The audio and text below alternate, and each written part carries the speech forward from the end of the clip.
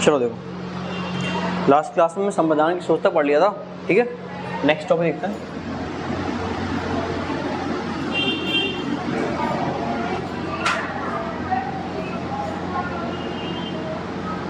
प्रस्तावना या प्रियम्बल। प्रस्तावना से कुछ कुछ क्वेश्चंस बनते हैं, हम बता दे रहे क्या क्या आते हैं, ठीक है। कुछ वर्ड लिखे मिलते हैं आपको उस प्रस्ताव में, जैसे कि प्रभुत्व संबंध,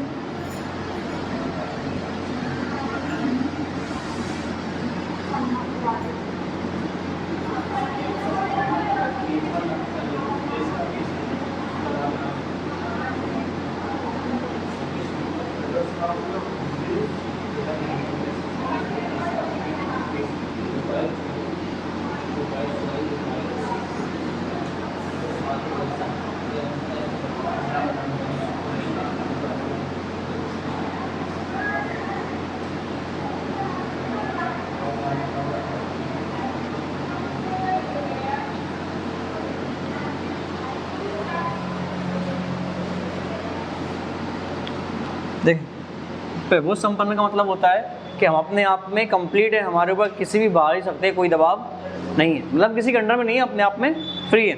दैट इज प्रभुत्व संपन्न या सोवरेन कहते हैं। समाजवादी, सबको समान दृष्टि से देखा जाएगा, धर्म जाति लिंग मूलभूत जन्म स्थान के आधार भेदभाव नहीं किया जाएगा। समाजवादी। पंथ निरपेक्ष, किसी भी एक धर्म को आधिकारिक धर्म नहीं माना जाएगा, सभी धर्मों का सम्मान होगा, आप किसी भी धर्म को फॉलो कर सकते हैं। लोकतंत्र, to the people, for the people and by the people, लोगों के द्वारा, लोगों से और लोगों के लिए, ठीक है। गणतंत्र का मतलब होता है कोई भी पद अनुवांशिक नहीं होगा। राष्ट्रपति का बेटा राष्ट्रपति नहीं बनेगा डायरेक्टली, आप चाहो तो इलेक्शन लड़के फिर बन लो, बात अलग है, ठीक है। डायरेक्टली आप नहीं हो सकते, दैट इज गणतंत्र। जिसमें से ये समाजवादी और पंथ निरपेक्ष शब्द ये कब जोड़े गए? 42वां संविधान संशोधन 1976, और 42वें संविधान संशोधन को ही क्या कहा जाता है? लघु, इसको ही हम कहते हैं लिटिल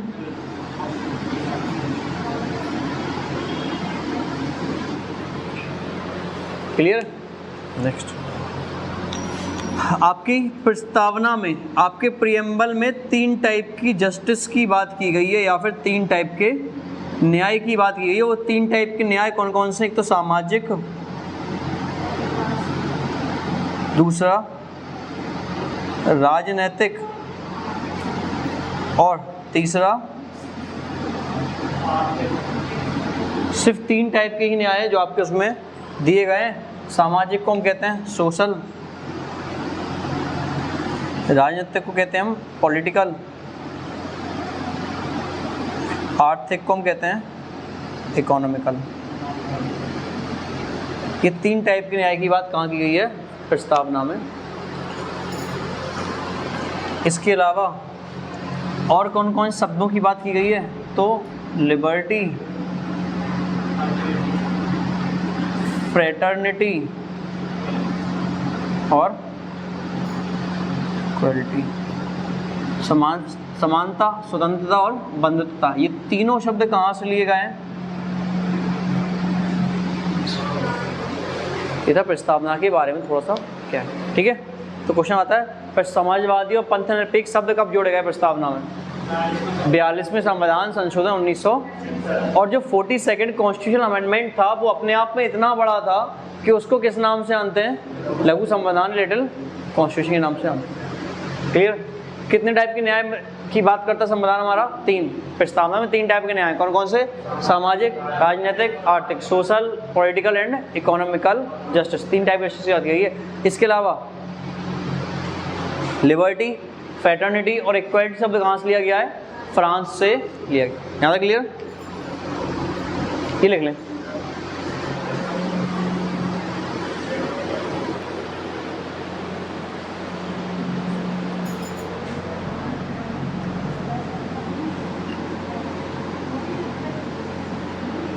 ये लिख गया? ये हमने कल भी लिखवा दिया था, वैसे परेशान नहीं। नेक्स्ट देखो,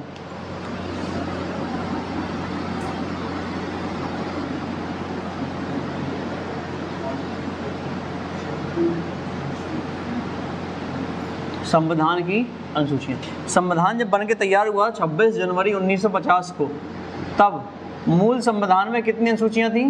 8। लेकिन वर्तमान में कितने शेड्यूल हैं? 12। जोड़े कितने गए? 4। और ये टाइम टू टाइम जोड़े गए, किस संविधान संशोधन में जोड़े गए, किस ईयर जोड़े गए, वो सारी चीज़ें हम आपको भी समझाते हैं। क्लियर? देखते कि करके शेड्यूल्स क्या है। मैं यहाँ पे SCH लिख दूंगा बस, शेड्यूल मतलब SCH 1।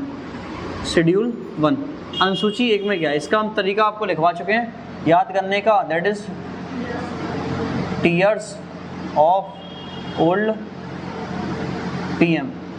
अगर आपको ये याद है, इंग्लिश में ही है, तो 12 अनुसूचियाँ आपको याद हो जाएंगी। ठीक है। शेड्यूल 1 में क्या है, अनुसूची 1 में क्या है, तो इसमें है राज्यों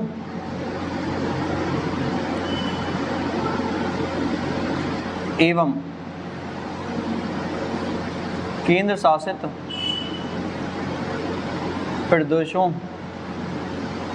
के नाम व क्षेत्रफल, है ना।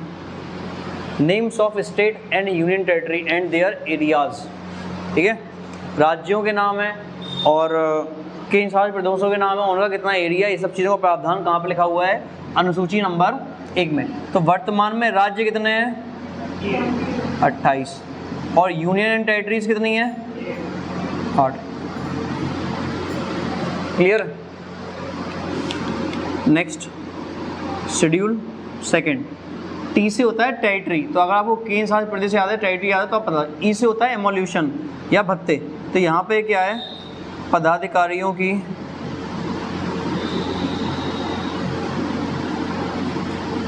वेतन भत्तों, कॉमा पेंशन के प्रावधान। Salary allowances and pension of government officials of India. English में लिखे दे रहा हूँ, सैलरी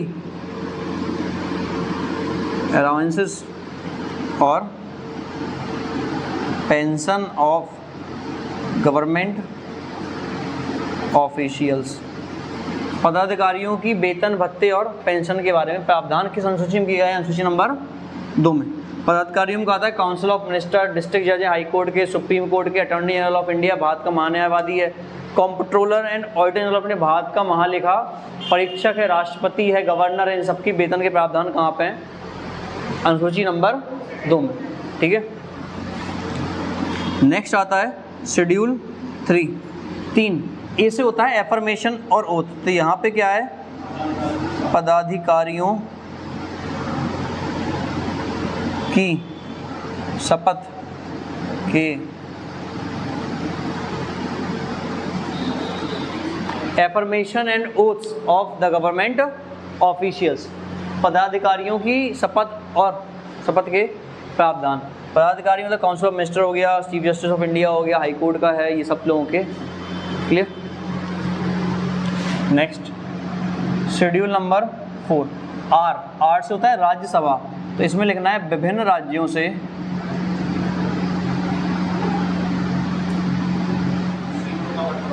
राज्यसभा की सीटों का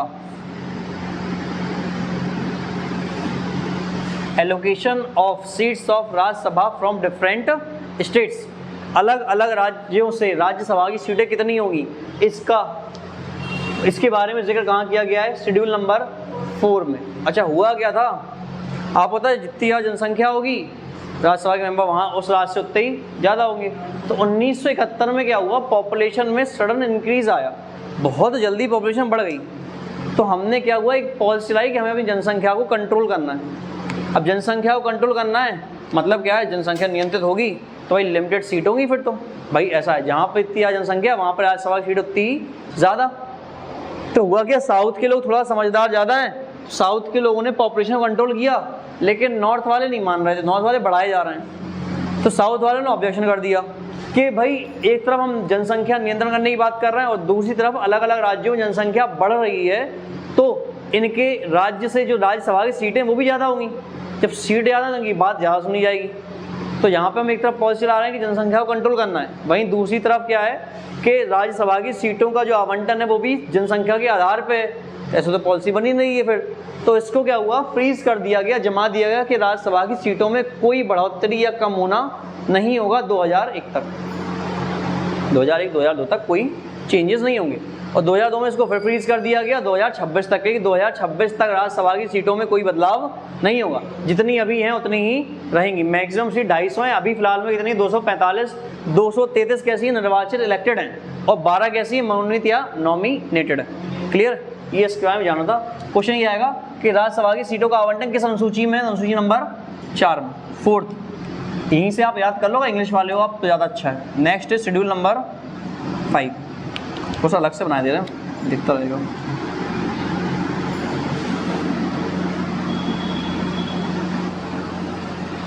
शेड्यूल नंबर 5, एस लिखा हुआ है, एस से होता है अनुसूचित जाति और अनुसूचित जनजाति के लिए विशेष या इनके विकास और नियंत्रण के लिए विशेष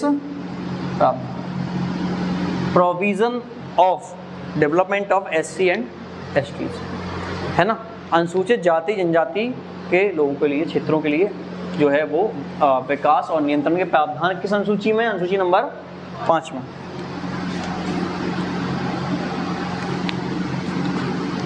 नेक्स्ट आता है शेड्यूल नंबर 6, अनुसूची नंबर 6, ओ से अदर स्टेट या फिर आप कहें असम, याद रखना इंपॉर्टेंट है, मेघालय, त्रिपुरा और मिजोरम, इन राज्यों के लिए विशेष, इन 4 राज्यों को अलग से विशेष प्रशासनिक क्षेत्र में रखा गया है। कौन कौन से, असम, मेघालय, त्रिपुरा और मिजोरम। क्लियर, याद रखना क्वेश्चन आता है कि अनुसूची 6 में कौन कौन से राज्य रखे गए हैं, तो 3 दे देंगे, एक अलग से दे देंगे जो नहीं है, या ग्रुप दे देंगे 4-4 का, बताओ कौन सा है, तो आपको याद। शेड्यूल नंबर 7, एफ, इससे क्या होता है, संघ और राज्य के बीच शक्तियों का, इंग्लिश में लिखेंगे हम इसको, division of power between union and state के कौन कौन से प्रावधान ऐसे हैं या कौन कौन से विषय ऐसे हैं, सब्जेक्ट ऐसे जिस पे कानून बनाने का अधिकार जो है वो सेंट्रल के पास है। कुछ ऐसे सब्जेक्ट इनके कानून बनाने का अधिकार स्टेट गवर्नमेंट के पास है, और कुछ ऐसे इस पे कानून बनाने का अधिकार सेंट्रल और स्टेट दोनों को, इसको हम कॉन्करेंट लिस्ट कहते हैं। और इसी से आपकी 3 सूचियां निकल के आती हैं। फर्स्ट इज संघ सूची, दूसरी है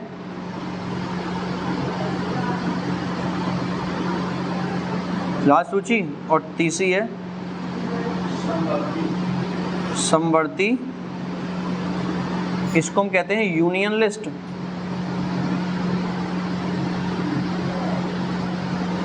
स्टेट लिस्ट और इसको हम कहते हैं कॉनकरेंट लिस्ट। 3 टाइप की सूचियां। क्लियर, ये लिख लें।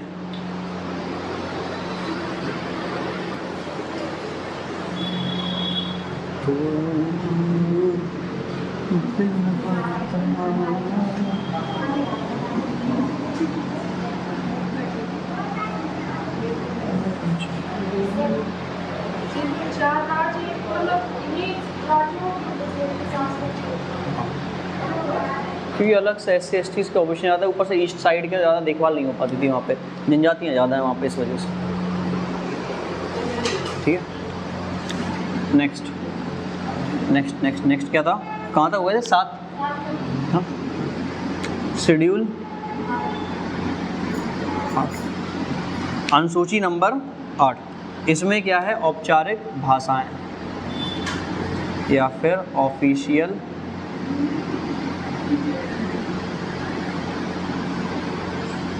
संविधान की भाषा लिखो।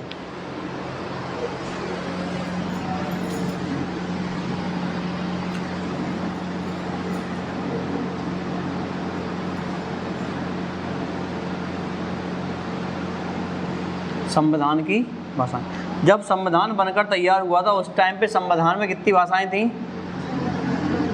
14। लेकिन वर्तमान में संवैधानिक भाषाएं कितनी हैं? कितनी जोड़ी गई? 8। और ये अलग अलग टाइम पे जोड़ी गई। कब कौन सी जोड़ी गई ये देख लेना। सबसे पहले संविधान हुआ 21वां 1900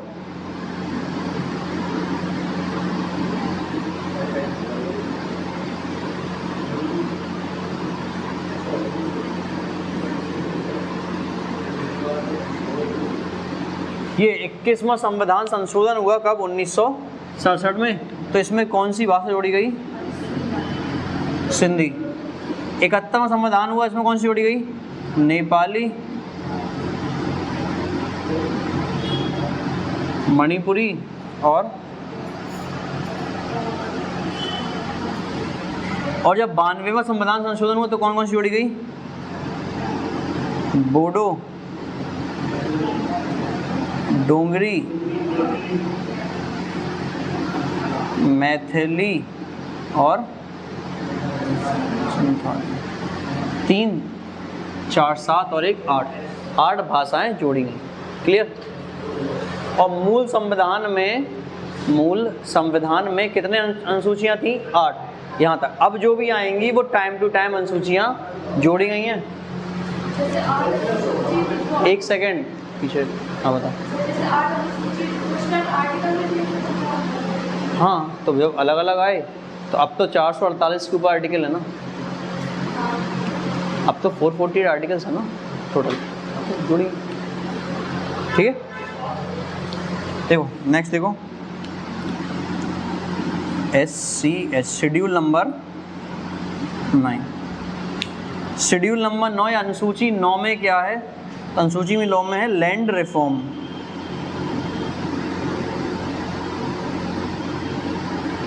इसमें क्या है? भूमि सुधार।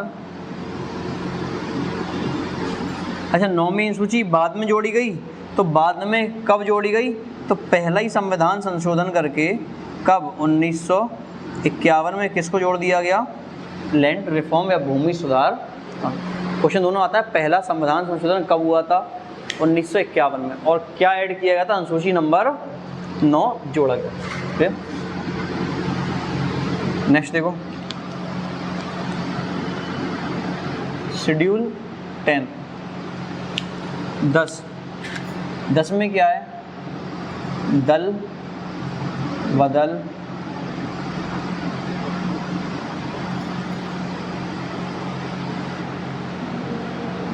Anti defection law. दल बदल विरोधी कानून। दल बदल विरोधी कानून कब ऐड किया गया? 52वां संविधान संशोधन 1900 राजीव गांधी के।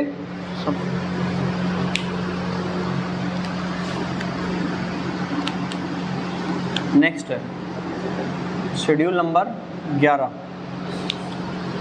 भाई शेड्यूल 11 क्या है? तो पंचायतें,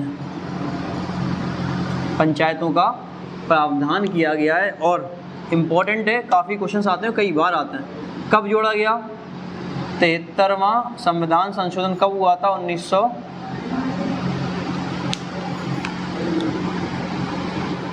और शेड्यूल नंबर 12 कब जोड़ा गया? 12 में क्या है? म्युनिसिपैलिटीज।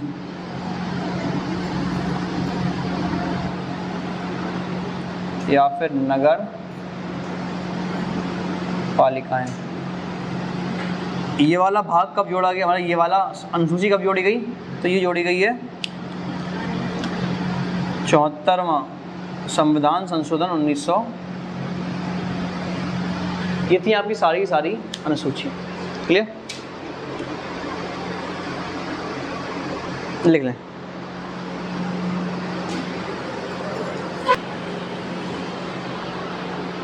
चलिए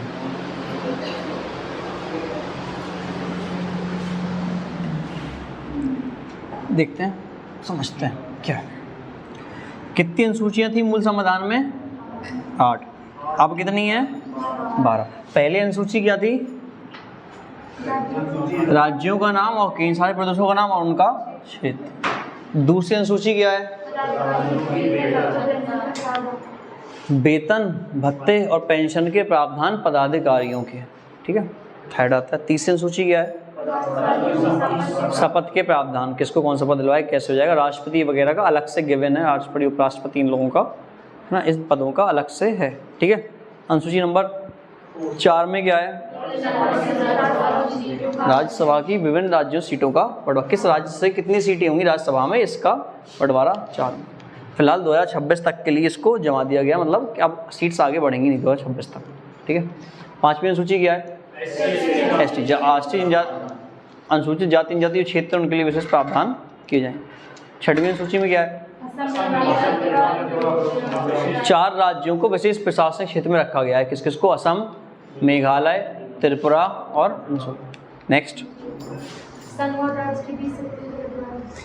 7th में क्या है? संघ और राज्य की भी शक्तियों का बंटवारा, ठीक है। तो आपको पता होगा कि भाई 3 टाइप की सूचियाँ निकल के आती हैं, कौन कौन? संघ सूची, राज्य सूची और समवर्ती सूची। इनमें कितने नंबर से हम लिखवा देंगे आगे, ठीक है। अभी फिलहाल में संघ सूची में 100 सब्जेक्ट हैं, 100 विषय आते हैं।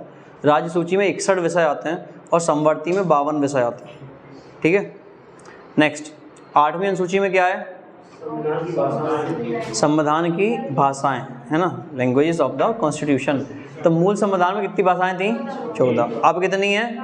कितनी जोड़ी गई? 8। 21वां संविधान संशोधन 1967, कौन सी भाषा जोड़ी गई?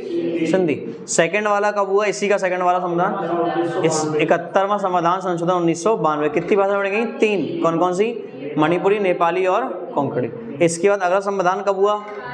92वां संविधान संशोधन 2003। 4 जोड़ेंगी, बोडो, डोंगरी, मैथिली और संथाली, ये 4 भाषाएं।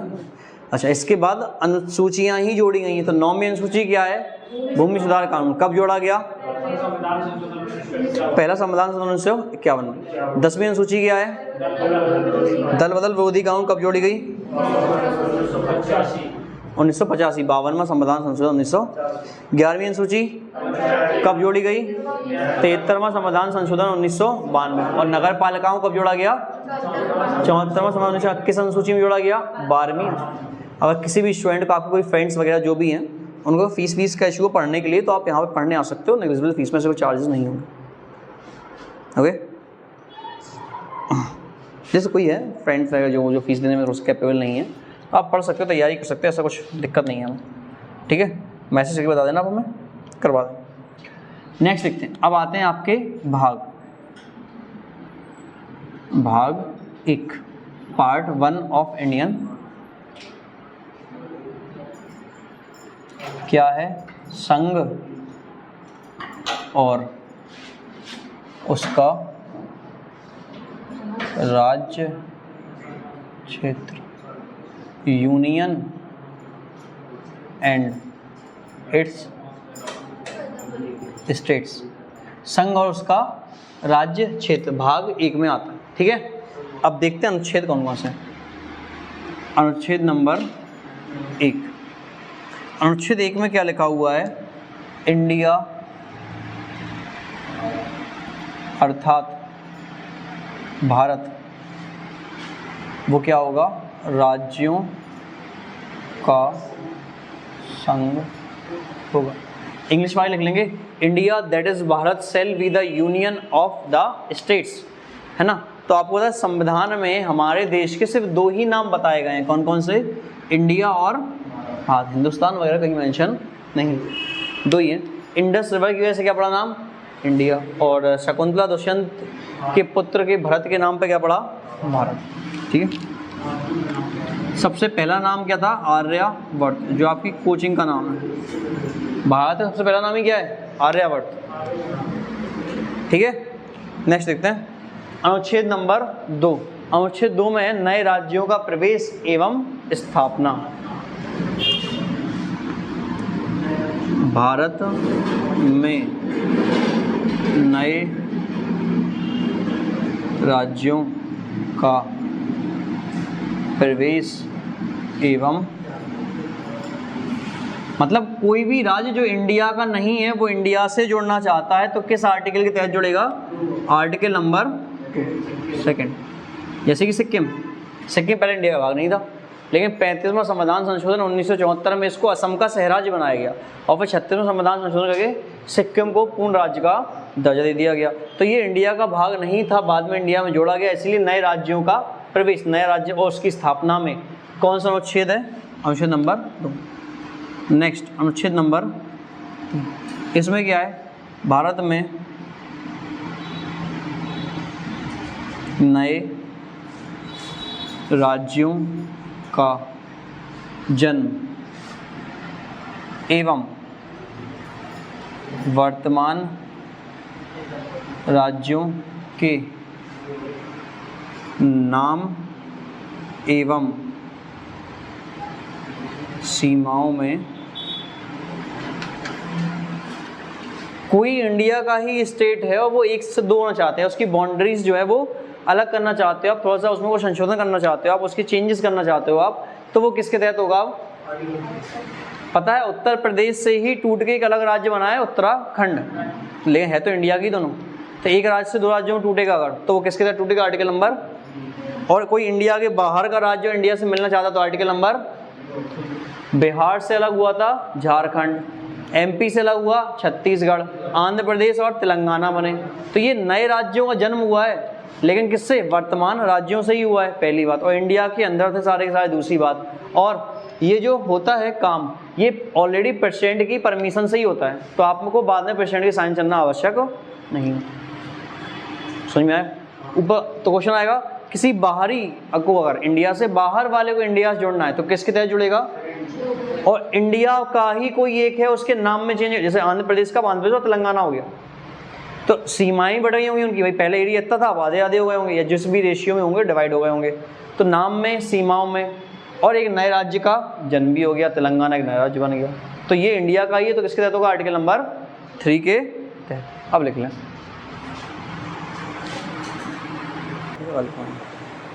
है ना, जैसे कि एसएससी का सीजीएल का नोटिफिकेशन आ गया और उसमें जो है वो जीएस और इंग्लिश तो आती थी पहले भी, जीएस रीजनिंग कंप्यूटर को भी ऐड कर दिया गया मेंस वाले पेपर में आपके में।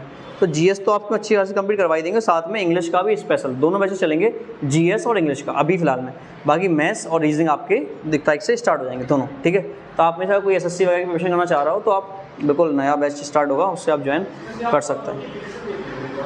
हम देख लेंगे, देखा हुआ है हमने अलग ही। अच्छा चलो ठीक है, बता दें। अच्छा अप्लाई करने के लिए पूछा हो, हम उसका भी बता देंगे, ठीक है, कि अप्लाई कैसे करना है। ओके, जो क्राइटेरिया उसका है उसको हम बता देंगे कैसे करना है, ठीक है, पहली बात। दूसरी चीज़ क्या है, पैट का बैच चल रहा है जो अभी रिवीजन बैच, उसको आप चाहो तो ज्वाइन कर सकते हो, 20 दिन का बैच है ना, 1 बजे से स्टार्ट होता है, उसमें बढ़िया रिवीजन डेली के मेरे हिसाब से 100 क्वेश्चन तो ही रहेंगे आराम से, 20 दिन में 100-200 क्वेश्चन हो रहे हैं आपके, आराम से 2-3 क्वेश्चन कवर हो जाएंगे, और गारंटी उसमें से ही आपके क्वेश्चन 50, 60, 70 तो फंस ही जाएंगे आराम से, जिस हिसाब को मैं करवा रहा हूँ बिल्कुल फंसेंगे आपके, ठीक है, पक्का है। और नेक्स्ट सीटेट का बैच स्टार्ट होना है 26 तारीख से, तो उसकी टाइमिंग आपको बता देंगे क्या है, तो उसमें अगर पढ़ना चाहो तो वो भी पढ़ सकते हो आप। बाकी क्या आपके एसएससी का, सुपर टेट का और यूपेट चल ही रहा है, तो और कोई दिक्कत है ना, जो क्लासेस रुकी हुई हैं वो आपकी हम 1 आध दिन में कंटिन्यू करवा देंगे, ठीक है। और कोई डाउट हो तो आप पूछ लो, तो सही है। अगले साल भर्तियों की बरसात होनी है, तैयार रहो, अच्छी बात है। जो लोग अभी नहीं आ रहे हैं नोटिफिकेशन के साथ में ही आएंगे, वो नोटिफिकेशन साथ में ही चले भी जाएंगे सही बात है। 2 महीने में पढ़ाई थोड़ी हो जाएगी, 2 महीने में सिर्फ रिवीजन होता है, 2 महीने में आप सोच पाते हो कि पढ़ना क्या है, ऐसा है। तो पहले से नोट्स बना के रखें और पढ़ के रखें, वो सिर्फ रिवीजन रह जाए आपका, कि हमें फिर पन्ने पलटने ताकि हमारा रिवीजन हो जाएगा, ठीक है। उसके लिए हम क्लासेस भी चलवा रहे हैं, बाकी आपकी मर्जी। Any other question, doubt, query हो तो आप पूछ सकते हो। Okay, thank you.